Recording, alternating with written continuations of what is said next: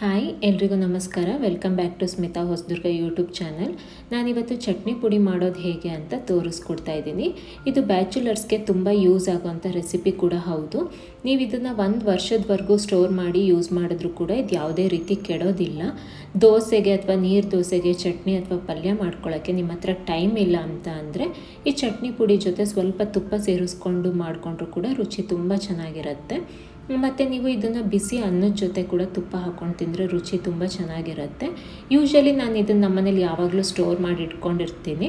ನಾನು ಹೆಚ್ಚಾಗಿ ದೋಸೆಗೆ ಮತ್ತು ನೀರು ದೋಸೆಗೆ ಸ್ವಲ್ಪ ಬೆಣ್ಣೆ ಹಾಕಿ ಇದನ್ನು ಬಳಸ್ತೀನಿ. ನೀವು ಕೂಡ ಇದನ್ನು ಮನೇಲಿ ಟ್ರೈ ಮಾಡ್ಬೋದು. ನೋಡಿ, ಈ ಥರ ತುಂಬ ಚೆನ್ನಾಗಿರುತ್ತೆ. ಇವಾಗ ನಾನಿಲ್ಲಿ 1/4 ಕಪ್ಪಿನಷ್ಟು ಹಸಿ ಶೇಂಗಾ ತೊಗೋತಾ ಇದ್ದೀನಿ. ಇದು ಸ್ವಲ್ಪ ಕೆಂಪುಗಾಗೋವರೆಗೂ ರೋಸ್ಟ್ ಮಾಡ್ಕೋತಾ ಇದ್ದೀನಿ. ನೋಡಿ, ಈ ಥರ ಕೆಂಪುಗಾಗೋವರೆಗೂ ರೋಸ್ಟ್ ಮಾಡ್ಕೋಬೇಕು. ಇದನ್ನು ಸ್ವಲ್ಪ ತಣ್ಣಗಾಗೋದಕ್ಕೆ ಇಡೋಣ. ಇವಾಗ ನಾನಿಲ್ಲಿ 10 ಒಣಮೆಣಸಿನ್ಕಾಯಿ ತೊಗೋತಾ ಇದ್ದೀನಿ ಮತ್ತು 7ರಿಂದ 8 ಬ್ಯಾಡಗಿ ಮೆಣಸಿನ್ಕಾಯಿ ತೊಗೋತಾ ಇದ್ದೀನಿ ಮತ್ತು ಸ್ವಲ್ಪ ಕರಿಬೇವು ತೊಗೋತಾ ಇದ್ದೀನಿ. ಇಲ್ಲಿ ನಾನು ಅರ್ಧ ಟೇಬಲ್ ಸ್ಪೂನಷ್ಟು ಎಣ್ಣೆ ಹಾಕ್ಕೊಂಡು ರೋಸ್ಟ್ ಮಾಡ್ಕೋತಾ ಇದ್ದೀನಿ. ನೋಡಿ, ಈ ಥರ ಚೆನ್ನಾಗಿ ರೋಸ್ಟ್ ಮಾಡ್ಕೋಬೇಕು. ಈಗ ರೋಸ್ಟ್ ಆಗಿದೆ ಇದು. ಇವಾಗ ಶೇಂಗಾ ತಣ್ಣಗಾಗಿದೆ. ನಾನಿಲ್ಲಿ ಸಿಪ್ಪೆ ತಕ್ಕೋತಾ ಇದ್ದೀನಿ. ನೋಡಿ, ಈ ಥರ ಉಜ್ಜಿದ್ರೆ ಸಾಕು, ಸಿಪ್ಪೆ ಬಿಟ್ಕೊಳ್ಳುತ್ತೆ.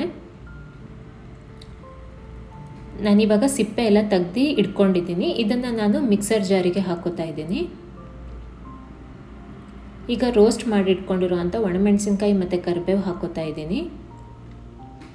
ಅರ್ಧ ಕಪ್ಪಿನಷ್ಟು ನಾನಿಲ್ಲಿ ಹುರಿಗಡಲೆ ತೊಗೊಂಡಿದ್ದೀನಿ, ಅದು ಕೂಡ ಹಾಕ್ಕೋತಾ ಇದ್ದೀನಿ.